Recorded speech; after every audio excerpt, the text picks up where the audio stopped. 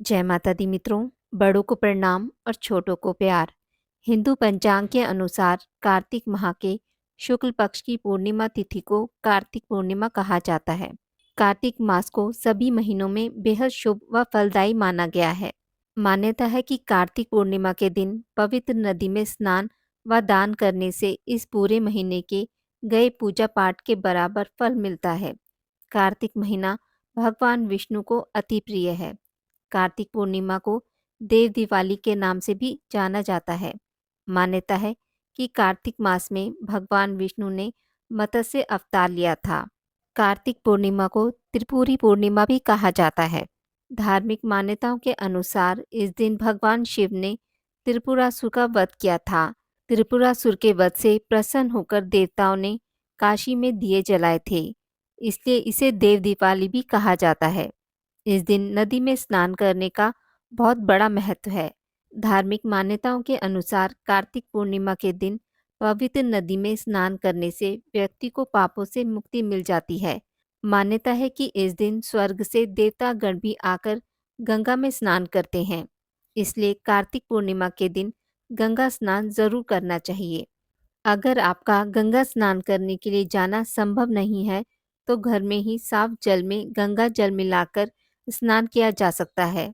कार्तिक पूर्णिमा के दिन ही प्रदोष काल में किसी नदी या तालाब में दीपदान करने का विशेष महत्व है। इस दिन सुबह ब्रह्म मुहूर्त में किसी नदी या तालाब में दीपक प्रज्वलित करें। मान्यता है कि कार्तिक पूर्णिमा के दिन दीपदान करने से घर में खुशहाली व सुख समृद्धि आती है। अगर आपने पूर्णिमा का व्रत किया है तो व्रत कथा अवश्य सुनें। कार्तिक पूर्णिमा की व्रत कथा। पौराणिक कथा के अनुसार तारकासुर नामक एक राक्षस था। उसके 3 पुत्र थे, तारक्ष, कमलाक्ष और विद्युन्माली। भगवान शिव के बड़े पुत्र कार्तिकेय ने तारकासुर का वध किया। अपने पिता की हत्या की खबर सुन तीनों पुत्र बहुत दुखी हुए। तीनों ने मिलकर ब्रह्मा जी से वरदान मांगने के लिए घोर तपस्या की। ब्रह्मा जी तीनों की तपस्या से प्रसन्न हुए और बोले कि मांगो, क्या वरदान मांगना चाहते हो।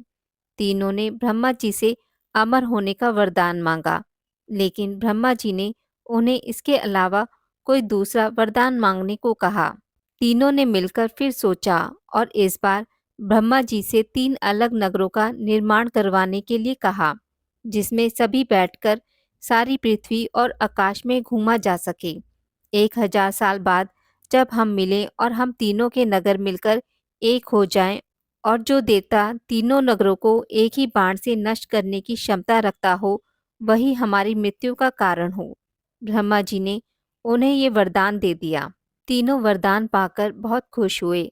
ब्रह्मा जी के कहने पर मैं दानव ने उनके लिए 3 नगरों का निर्माण किया।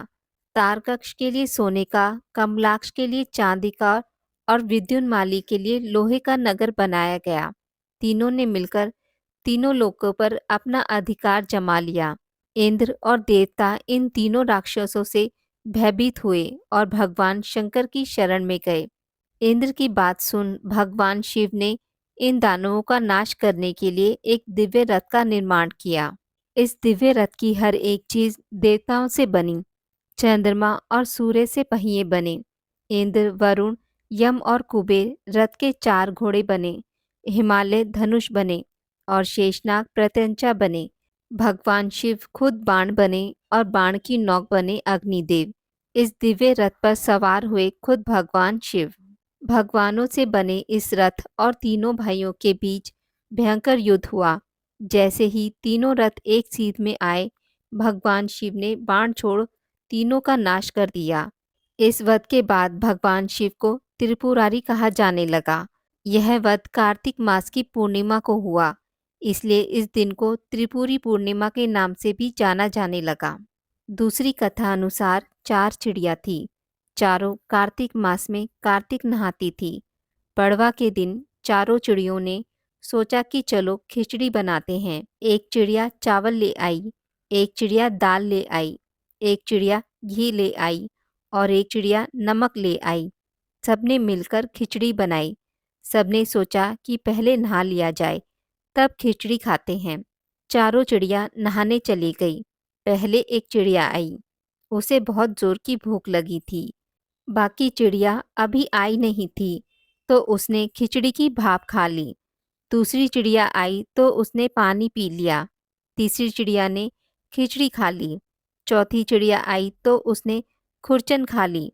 कुछ समय बाद चारों चिड़िया मर गई। जिस चिड़िया ने भाप खाई थी वह राजा के घर राजकुमारी बनी। जिस चिड़िया ने पानी पिया था वे कुम्हार के घर पैदा हुई। जिस चिड़िया ने खिचड़ी खाई थी उसने ब्राह्मण के घर जन्म लिया, और जिस चिड़िया ने खुरचन खाई थी वो हथनी बनी। कुम्हार की लड़की राजा के यहाँ दासी बनी। ब्राह्मण की लड़की राजकुमारी की सहेली बनी। हथनी भी राजा के यहाँ ही थी। राजकुमारी को अपने पिछले जन्म की सारी बातें याद थी। जब राजकुमारी की शादी हुई और वह विदा होने लगी तो राजा से बोली कि पिताजी, मैं अपने साथ अपनी सहेली दासी को भी ले जाऊंगी। राजा ने कहा, ठीक है, ले जाओ। राजकुमारी ने कहा कि पिताजी, मुझे हथनी भी चाहिए। राजा ने कहा, अच्छा ठीक है, ले जाओ। राजा ने अपने नौकर भेजे कि जाओ हथनी को ले आओ, लेकिन हथनी उठी नहीं। तब राजकुमारी खुद उसके पास गई और उसके कान में पिछले जन्म की बात कही, जिसे सुनकर हथनी तुरंत उठ गई। राजकुमार यह सब कुछ देख रहा था। उसने कहा कि तुम कौन हो और हथनी के कान में क्या कहा, जिसको सुनकर हथनी खड़ी हो गई।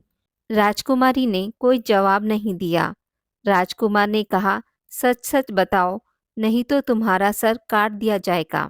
तब राजकुमारी ने राजकुमार को पिछले जन्म की सारी बातें बता दी। राजा ने भी सारी बातें सुनी और कहा कि अगर कार्तिक स्नान का इतना महत्व है तो हम भी जोड़े से कार्तिक स्नान करेंगे और खूब दान पुण्य करेंगे। बोलिए विष्णु भगवान की जय, कार्तिक मास की जय। एक समय की बात है, द्वापर युग में यशोदा जी ने कृष्ण से कहा, हे कृष्ण, तुम सारे संसार के उत्पन्न करता, पोषक करता तथा उसके संहार करता हो।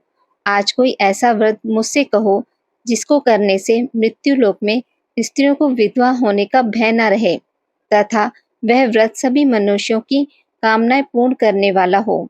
श्री कृष्ण कहने लगे, हे माता, तुमने अति सुंदर प्रश्न किया है। मैं तुमसे ऐसे ही व्रत को सविस्तार कहता हूँ। सौभाग्य की प्राप्ति के लिए स्त्रियों को 32 पूर्णमासियों का व्रत करना चाहिए। इस व्रत के करने से स्त्रियों को सौभाग्य संपत्ति मिलती है। यह व्रत अचल सौभाग्य देने वाला एवं भगवान शिव के प्रति मनुष्य मात्र की भक्ति को बढ़ाने वाला है। यशोदा जी कहने लगी, हे कृष्ण, सर्वप्रथम इस व्रत को मृत्यु लोक में किसने किया था, इसके विषय में विस्तार पूर्वक कहो। श्री कृष्ण कहने लगे कि इस भूमंडल पर एक अत्यंत प्रसिद्ध राजा चंद्रहास से पालित अनेक प्रकार के रत्नों से परिपूर्ण कार्तिका नाम की एक नगरी थी। वहां पर धनेश्वर नाम का एक ब्राह्मण रहता था। उसकी स्त्री अति सुशीला रूपवती थी। दोनों ही उस नगरी में बड़े प्रेम के साथ रहते थे। घर में धन धान्य आदि की कमी नहीं थी। उनको एक बड़ा दुख था कि उनके कोई संतान नहीं थी। इस दुख से वह अत्यंत दुखी रहते थे। एक समय एक बड़ा तपस्वी योगी उस नगरी में आया। वह योगी उस ब्राह्मण के घर को छोड़कर अन्य सभी घरों से भिक्षा लाकर भोजन किया करता था। रूपवती से वह भिक्षा नहीं लिया करता था।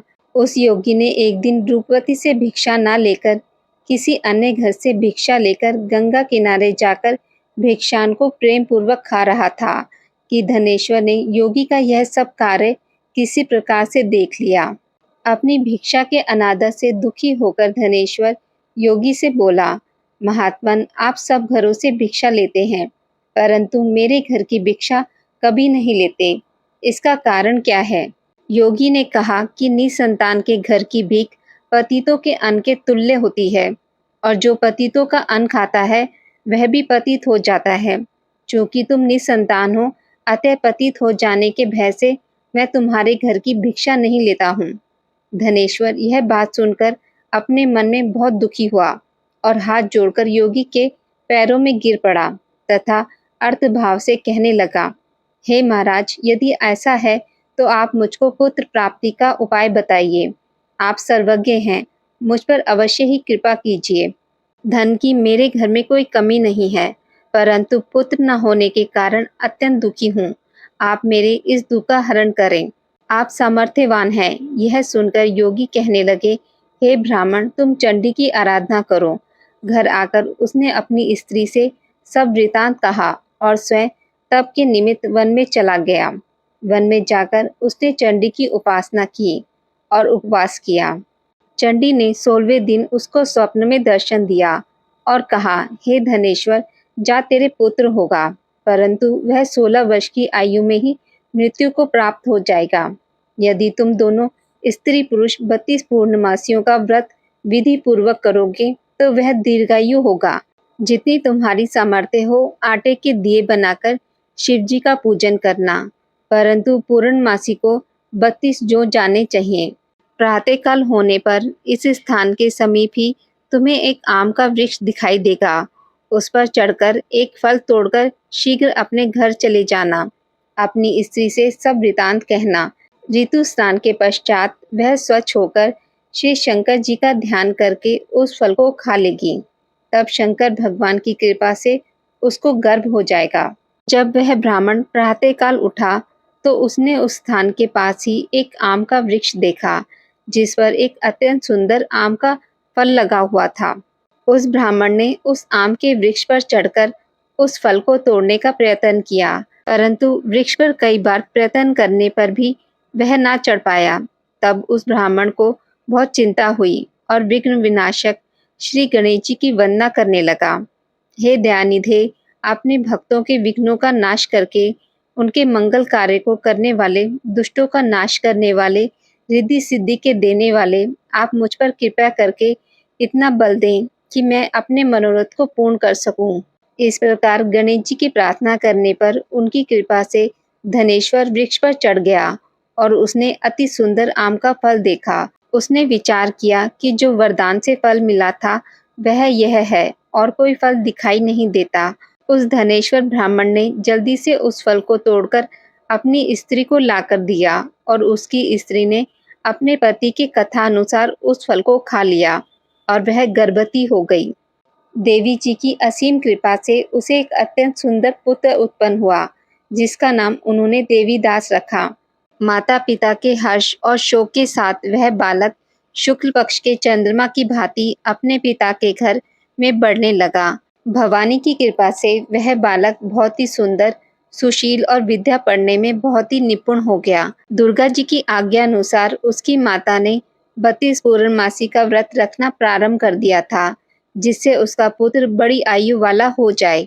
16वां वर्ष लगते ही देवीदास के माता पिता को बड़ी चिंता हो गई कि कहीं उनके पुत्र की इस वर्ष मृत्यु न हो जाए। इसलिए उन्होंने अपने मन में विचार किया कि यदि यह दुर्घटना उनके सामने हो गई तो वे कैसे सहन कर सकेंगे। अस्तु उन्होंने देवीदास के मामा को बुलाया और कहा कि हमारी इच्छा है कि देवीदास 1 वर्ष तक काशी में जाकर विद्या अध्ययन करे और उसको अकेला भी नहीं छोड़ना चाहिए। इसलिए साथ में तुम चले जाओ और 1 वर्ष के पश्चात इसको वापस लौटा लाना। सब प्रबंध करके उसके माता पिता ने काशी जाने के लिए देवीदास को एक घोड़े पर बैठाकर उसके मामा को उसके साथ कर दिया, किंतु यह बात उसके मामा या किसी और से नहीं कही। धनेश्वर ने सप्तनिक अपने पुत्र की मंगल कामना तथा दीर्घायु के लिए भगवती दुर्गा की आराधना और पूर्णमासियों का व्रत करना आरंभ कर दिया। इस प्रकार 32 पूर्णमासी का व्रत पूरा किया। कुछ समय पश्चात एक दिन वह दोनों मामा और भांजा मार्ग में रात्रि बिताने के लिए किसी गांव में ठहरे हुए थे। उस दिन उस गांव में एक ब्राह्मण की अत्यंत सुंदरी, सुशीला, विदुषी और गुणवती कन्या का विवाह होने वाला था। जिस धर्मशाला के अंदर वह और उसकी बारात ठहरी हुई थी, उसी धर्मशाला में देवीदास और उसके मामा भी ठहरे हुए थे। संयोगवश कन्या को तेल आदि चढ़ाकर मंडप आदि का कृत्य किया गया तो लगन के समय वर को धनुवार्ता हो गया। अस्तु वर के पिता ने अपने कुटुंबियों से परामर्श करके निश्चय किया कि यह देवीदास मेरे पुत्र जैसा ही सुंदर है, मैं इसके साथ ही लगन करा दूं और बाद में विवाह के अन्य कार्य मेरे लड़के के साथ हो जाएंगे। ऐसा सोचकर देवीदास के मामा से जाकर बोला कि तुम थोड़ी देर के लिए अपने भांजे को हमें दे दो, जिससे विवाह के लगन का सब कृत्य सुचारू रूप से हो सके। तब उसका मामा कहने लगा कि जो कुछ भी मधुपर्क आदि कन्यादान के समय वर को मिले वह सब हमें दे दिया जाए, तो मेरा भांजा इस बारात का दूल्हा बन जाएगा। यह बात वर के पिता ने स्वीकार कर ली और उसने अपने भांजे को वर बनने के लिए भेज दिया और उसके साथ सब विवाह कार्य रात्रि में विधि पूर्वक संपन्न हो गया। पत्नी के साथ वह भोजन ना कर सका और अपने मन में सोचने लगा कि ना जाने ये कैसी स्त्री होगी। वह एकांत में इसी सोच में गर्म निश्वास छोड़ने लगा तथा उसकी आंखों में आंसू भी आ गए। तब वधू ने पूछा कि क्या बात है, आप इतने उदासीन व दुखी क्यों हो रहे हैं? तब उसने सब बातें जो वर के पिता व उसके मामा में हुई थी उसको बतला दी। तब कन्या कहने लगी कि यह ब्रह्म विवाह के विपरीत हो कैसे सकता है? देव, ब्राह्मण और अग्नि के सामने मैंने आपको ही अपना पति बनाया है, इसलिए आप ही मेरे पति हैं। मैं आपकी ही पत्नी रहूंगी, किसी अन्य की कदापि नहीं। तब देवीदास ने कहा, ऐसा मत करिए, क्योंकि मेरी आयु बहुत थोड़ी है। मेरे पश्चात आपकी क्या गति होगी? इन बातों को अच्छी तरह विचार लो। परंतु वह दृढ़ विचार वाली थी। बोली कि जो आपकी गति होगी वही मेरी गति होगी। हे स्वामी, आप उठिए और भोजन करिए, आप निश्चय ही भूखे होंगे। इसके बाद देवीदास और उसकी पत्नी दोनों ने भोजन किया तथा शेष रात्रि वे सोते रहे। प्रातःकाल देवीदास ने अपनी पत्नी को 3 नगों से जड़ी हुई एक अंगूठी दी, एक रुमाल दिया और बोला, हे प्रिय, इसे लो और संकेत समझकर स्थिर चित्त हो जाओ। मेरा मरण और जीवन जानने के लिए एक पुष्प वाटिका बना लो, उसमें सुगंधी वाली एक नवमालिका लगा लो, उसको प्रतिदिन जल से सींचा करो और आनंद के साथ खेलो कूदो तथा उत्सव मनाओ। जिस समय और जिस दिन मेरा प्रणात होगा ये फूल सूख जाएंगे और जब ये फूल हरे हो जाएं तो जान लेना कि मैं जीवित हूँ। यह बात निश्चय करके समझ लेना, इसमें कोई संशय नहीं है। यह समझाकर वह चला गया। प्रातःकाल होते ही वहां पर गाजे बाजे बजने लगे और जिस समय विवाह के कार्य समाप्त करने के लिए वर तथा बाराती मंडप में आए तो कन्या ने वर को भली प्रकार से देखकर अपने पिता से कहा कि यह मेरा पति नहीं है। मेरा पति वही है जिसके साथ मेरा रात्रि में पाणी ग्रहण हुआ था। इसके साथ मेरा विवाह नहीं हुआ है। यदि यह वही है तो बताइए, मैंने इसको क्या दिया?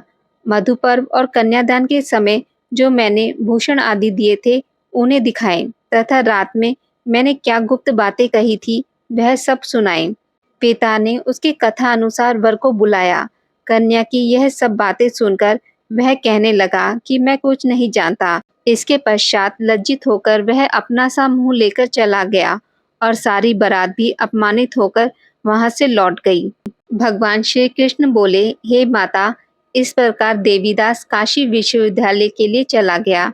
जब कुछ समय बीत गया तो काल से प्रेरित होकर एक सर्प रात्रि के समय उसको डसने के लिए वहां पर आया। उस विषधर के प्रभाव से उसके शयन का स्थान चारों ओर से विष की ज्वाला से विषैला हो गया, परंतु व्रत राजा के प्रभाव से उसको काटने न पाया, क्योंकि पहले ही उसकी माता ने 32 पूर्णिमा का व्रत कर रखा था। इसके बाद मध्याह्न के समय स्वयं काल वहां पर आया और उसके शरीर से उसके प्राणों को निकालने का प्रयत्न करने लगा, जिससे वह मूर्छित होकर पृथ्वी पर गिर पड़ा। भगवान की कृपा से उसी समय पार्वती जी के साथ श्री शंकर जी वहां पर आ गए। उसको मूर्छित दशा में देखकर पार्वती जी ने भगवान शंकर से प्रार्थना की कि हे महाराज, इस बालक की माता ने पहले 32 पूर्णिमा का व्रत किया था, जिसके प्रभाव से हे भगवान आप इसको प्राणदान दें।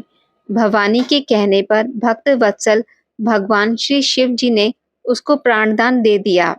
इस व्रत के प्रभाव से काल को भी पीछे हटना पड़ा और देवीदास स्वस्थ होकर बैठ गया। उधर उसकी स्त्री उसके काल की प्रतीक्षा किया करती थी।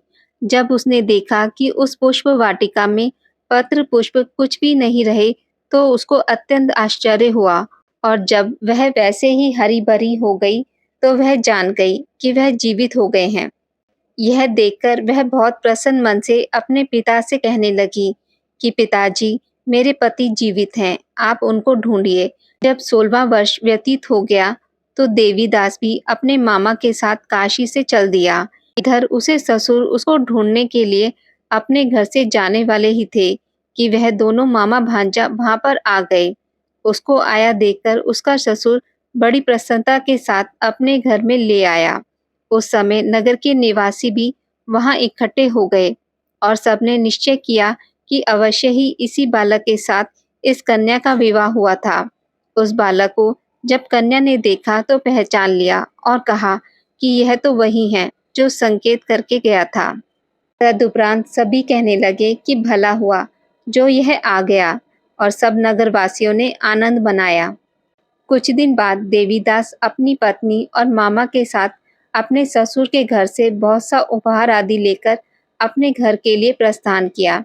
जब वह अपने गांव के निकट आ गया तो कई लोगों ने उसको देखकर उसके माता पिता को पहले ही जाकर खबर दे दी कि तुम्हारा पुत्र देवीदास अपनी पत्नी और मामा सहित आ रहा है। ऐसा समाचार सुनकर पहले तो उन्हें विश्वास नहीं हुआ, किंतु जब लोगों ने भी आकर उनकी बात का समर्थन किया तो उनको बड़ा आश्चर्य हुआ।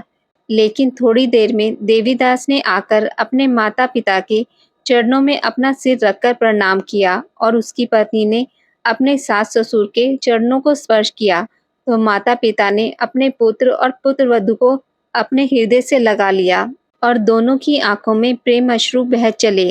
अपने पुत्र और पुत्रवधू के आने की खुशी में धनेश्वर ने बड़ा भारी उत्सव किया और ब्राह्मणों को भी बहुत सी दान दक्षिणा देकर प्रसन्न किया। श्री कृष्ण जी कहने लगे कि इस प्रकार धनेश्वर 32 पूर्णिमाओं के व्रत के प्रभाव से पुत्रवान हो गया। जो भी स्त्रियां इस व्रत को करती हैं वे जन्म जन्मांतर में वैधव्य का दुख नहीं भोगती और सदैव सौभाग्यवती रहती हैं। यह मेरा वचन है, इसमें कोई संदेह नहीं मानना। यह व्रत पुत्र पौत्रों को देने वाला तथा संपूर्ण कामनाओं को पूर्ण करने वाला है। 32 पूर्णिमाओं के व्रत करने से व्रती की सब इच्छाएं भगवान शिव की कृपा से पूर्ण हो जाती हैं। आज की इस वीडियो में बस इतना ही। मित्रों, अगर आपको मेरी वीडियोस पसंद आती हैं तो उसे लाइक और शेयर ज़रूर करें और पूजा पाठ से जुड़ी जानकारी के लिए मेरे चैनल को सब्सक्राइब करना ना भूलें। धन्यवाद।